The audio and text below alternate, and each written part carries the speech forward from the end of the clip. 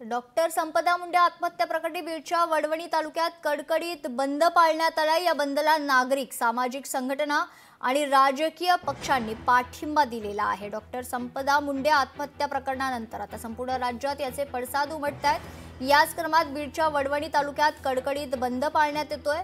या बंदला स्थानिक नागरिक, सामाजिक संघटना आणि विविध राजकीय पक्षांनी पाठिंबा दिलाय। याचाच आढावा घेतलाय लोकशाहीचे प्रतिनिधी हरिदास तावरे यांनी। पाहूयात।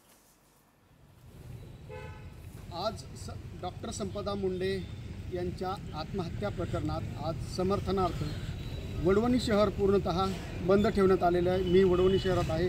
अक्षरशः जी दुकानं आहेत पूर्णतः लॉक करण्यात आलेली आहेत। पूर्ण शहर जे आहे ते पूर्ण अक्षरशः बंद या ठिकाणी करण्यात आलेलं आहे। आणि याच ठिकाणी आता काही वेळातच या ठिकाणावरून जो मोर्चा आहे तो निघणार आहे।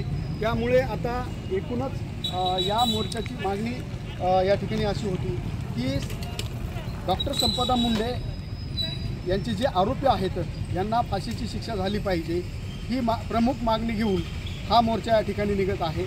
आणि विशेष करून या मोर्चाला सर्व धर्म समभाव अशा पद्धतीचा हा मोर्चा या ठिकाणी निघत आहे। कारण या बीडच्या लेखीवर झालेला अन्याय कुठंतरी थांबला पाहिजे। त्याचबरोबर झालेल्या अन्यायाला वाचा फुटली पाहिजे। याच माध्यमातून आज संपूर्ण वडवणी शहर या ठिकाणी बंद करण्यात आल्याचं पाहायला मिळतंय। हरिदास तावरे, लोकशाही मराठी, वडवणी, बीड। तर आज बीडच्या वडवणी तालुक्यात डॉक्टर संपदा मुंडे आत्महत्या प्रकरणात या प्रकरणाचा निषेध नोंदवण्याकरिता संपूर्ण तालुक्यात कडकडीत बंदची हाक पुकारण्यात आली आहे।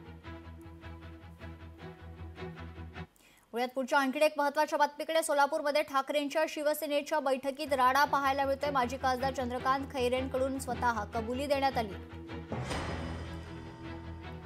तर सोलापूरच्या बार्शीमध्ये वंचितकडून बंदची हाक पुकारण्यात आली। आरएसएसवर बंदी आणण्याची वंचितची मागणी आहे। सकाळपासूनच बार्शी शहरातील विविध बाजारपेठा बंद ठेवण्यात आल्या। तर वंचितकडून बार्शी शहर बंदची हाक पुकारण्यात आली आहे।